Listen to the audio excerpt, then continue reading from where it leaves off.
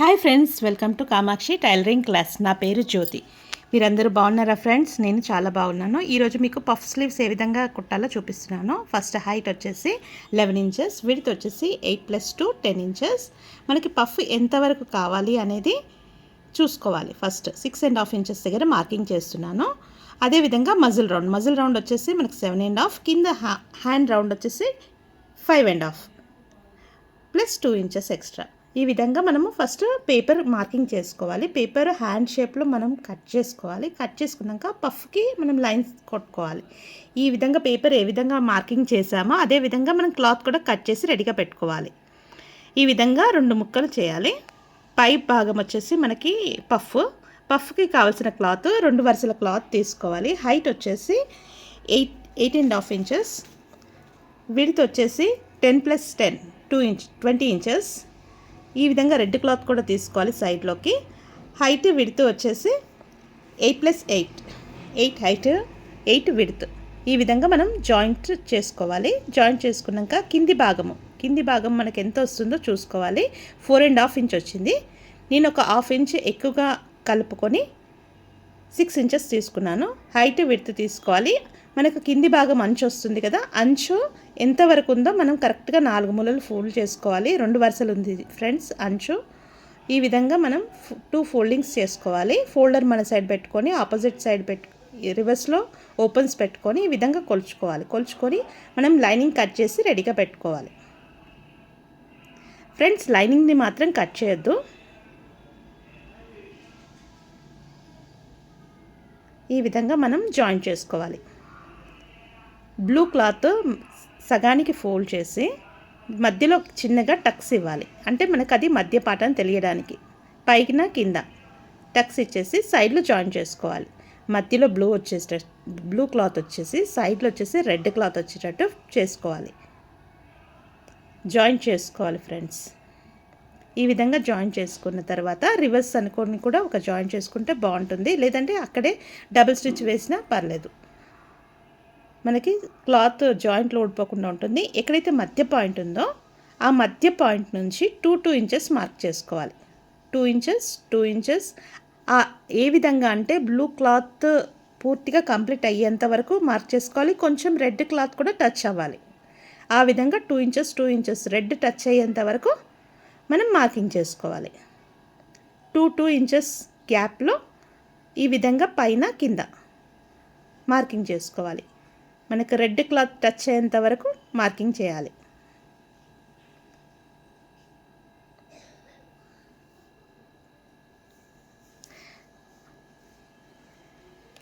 Friends, నేను blue cloth వచ్చేసి 10+10 20 inches width తీసుకున్నాను. మీకు క్లాత్ కొంచెం ఎక్కువగా ఉంటే కూడా కొంచెం ఎక్కువైనా తీసుకోవచ్చు ఫ్రెండ్స్. మనకు పఫ్ అనేది కొంచెం ఫ్లీట్స్ ఎక్కువగా వస్తాయి.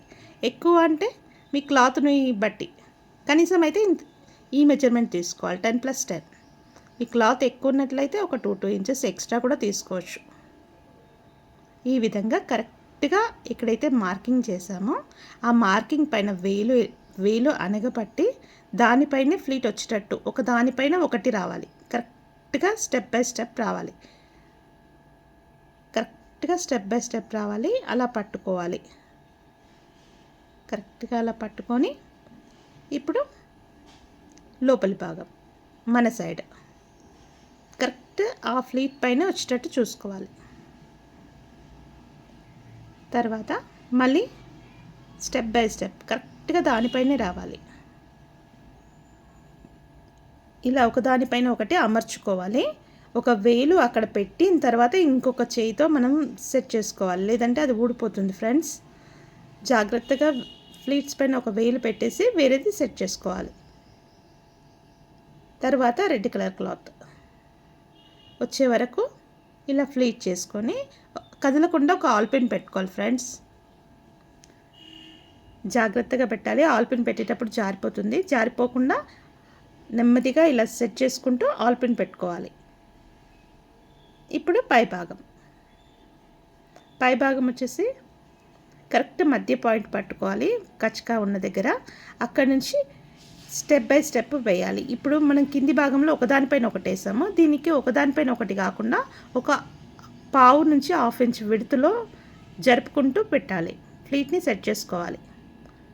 పావు ఇంచు గ్యాప్ ఉండాలి. కదలకుండా ఆల్ పిన్స్ పెట్టాలి ఫ్రెండ్స్. ఇది గ్యాప్ ఉంది కాబట్టి జారిపోయే సమస్య ఉంటుంది. ఒకదానిపైన ఒకటి ఇలా సెట్ చేసుకుంటూ ఆల్ పిన్స్ పెట్టుకోవాలి.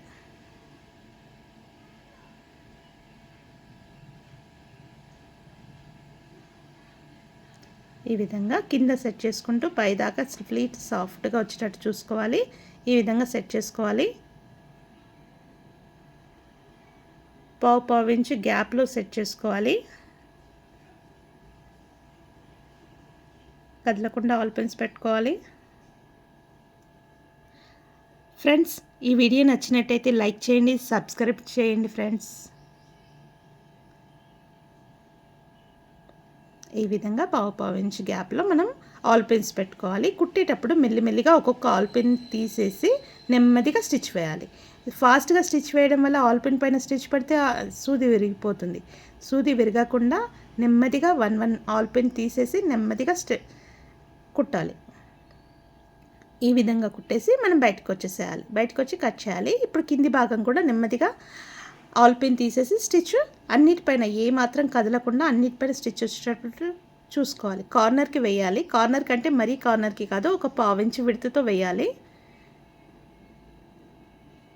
ఈ విధంగా కట్ చేయాలి. ఇలా రెడీ చేసుకున్న దాన్ని మనం కట్ చేసిన హాఫ్ ముక్క ఉంది కదా పై భాగము పఫ్ది, అది ఇలా పెట్టుకొని కరెక్ట్గా మధ్యలో టక్ ఉంది కదా, ఆ టక్ దగ్గర కరెక్ట్గా ఈ టక్ వచ్చేటట్టు చూసి ఈ విధంగా మార్కింగ్ చేసుకోవాలి.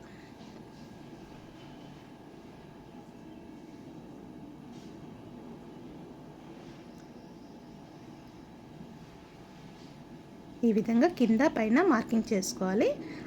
ఎక్స్ట్రా మనకి ఆ కట్ చేస్తే ఏంటంటే ప్రిల్స్ ఊడిపోయే ఛాన్స్ ఉంటుంది కాబట్టి ఎక్కడైతే మార్కింగ్ చేసామో ఫ్లీట్ని ఇలా సరి చేసుకుంటూ సమానంగా ఎక్కడ మాత్రం బుగ్గలాగా లేకుండా సరి చేసుకుంటూ నెమ్మదిగా ఎక్కడైతే మార్కింగ్ చేసామో ఆ మార్కింగ్ పైన ఒక స్టిచ్ వేసుకోవాలి. మనం కట్ చేసినా కదలకుండా ఉండడానికి నీట్గా సవరించుకుంటూ నెమ్మదిగా కుట్టేసి బయటికి వచ్చేసేయాలి.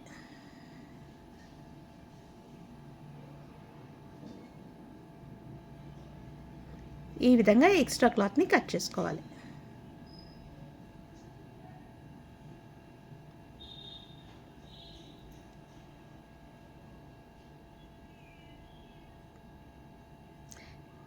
అర్థం కాకుంటే ఫ్రెండ్స్ కామెంట్ సెక్షన్లో అడగండి ఫ్రెండ్స్, నేను డౌట్స్ క్లియర్ చేస్తాను.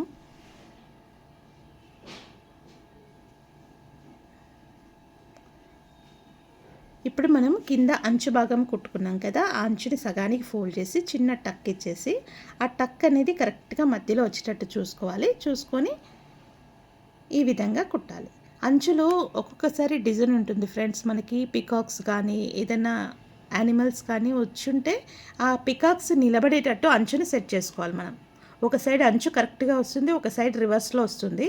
అది మీరు సెట్ చేసుకొని పికాక్స్ కానీ ఏదైనా బర్డ్స్ ఉంటే ఆ బర్డ్స్ నిలబడేటట్టు మీరు అంచుని సెట్ చేసుకోవాలి.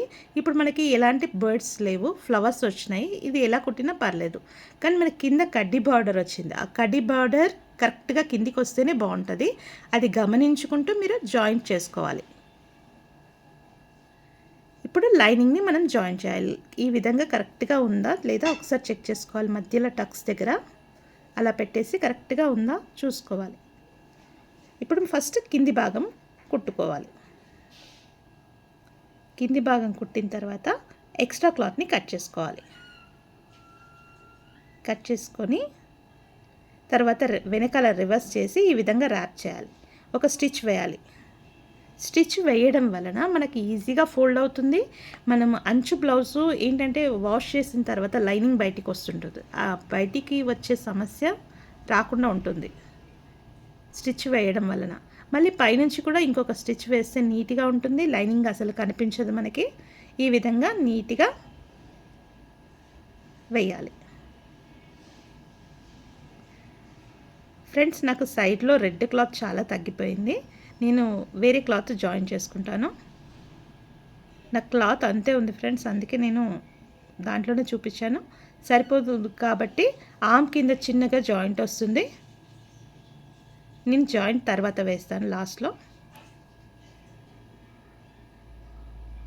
ఈ విధంగా ఎక్స్ట్రా క్లాత్ని కట్ చేసుకోవాలి. మధ్యలో చిన్న టక్ ఇవ్వాలి, అంటే మనకు మధ్య పాటని తెలియడానికి. ఇప్పుడు హ్యాండ్ రెడీ అయింది ఫ్రెండ్స్. ఇదే విధంగా ఇంక మరొక హ్యాండ్ కూడా రెడీ చేసుకోవాలి. ఈ విధంగా 2 ఇంచెస్ దగ్గర మార్కింగ్ చేసుకోవాలి. పైన కింద సేమ్ అదే విధంగా 2 ఇంచుల దగ్గర మార్కింగ్ చేసుకోవాలి.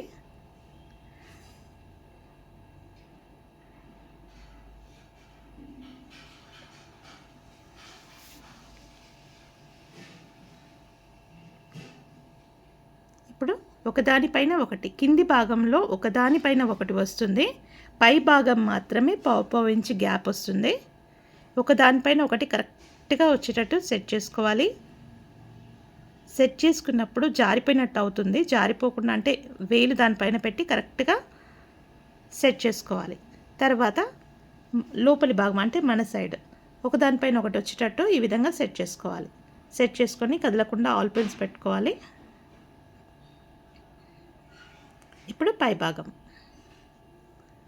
మధ్య టక్ ఇచ్చాం కదా, ఆ టక్ నుంచి స్టార్ట్ అవుతుంది. మెల్లిగా ఆ టక్ పైన పెట్టాలి. ఒక పావించి విడతతో ఎక్కడ మాత్రం ముడత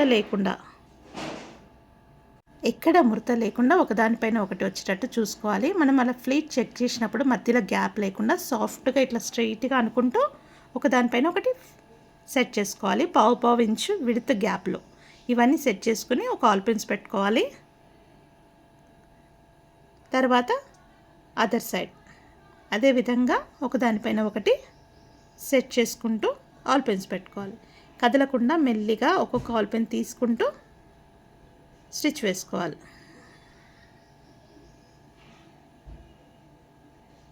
ఈ విధంగా బయటకు వచ్చేసేయాలి. కింది భాగం కూడా ఆల్ పెన్ తీసేసి ఒక స్టిచ్ వేయాలి. స్టిచ్ వేసి బయటకు వచ్చేసి కట్ చేయాలి. ఇప్పుడు పేపర్ పెట్టేసి పేపర్ ఏ విధంగా ఉందో ఆ విధంగా మార్కింగ్ చేసుకోవాలి.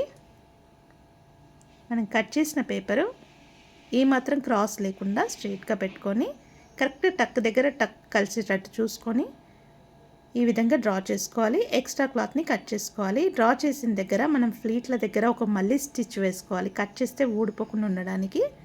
ఇదే విధంగా మనం కింద పైన ఎక్స్ట్రా క్లాత్ని తీసేసేయాలి కట్ చేసి.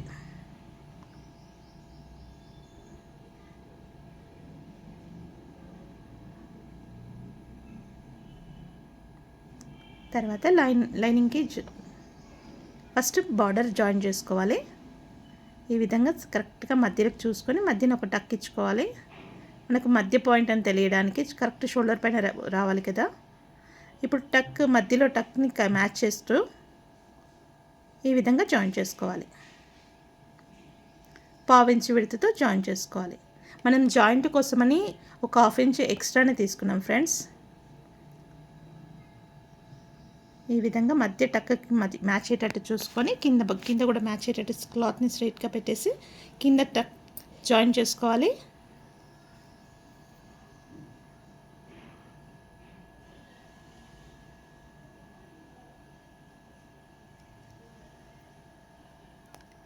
ఎక్స్ట్రా క్లాత్ని కట్ చేసుకోవాలి.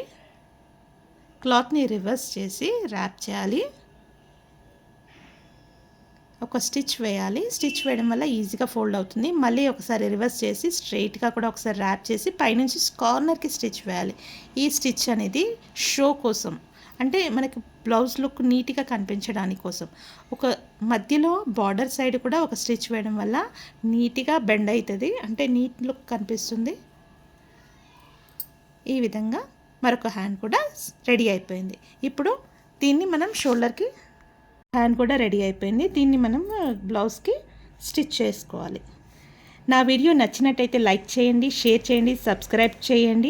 ఇంకొన్ని వీడియోల కోసం బెల్ ఐకాన్ పైన క్లిక్ చేయండి. సబ్స్క్రైబ్ చేయండి friends. Bye friends, thank you for watching.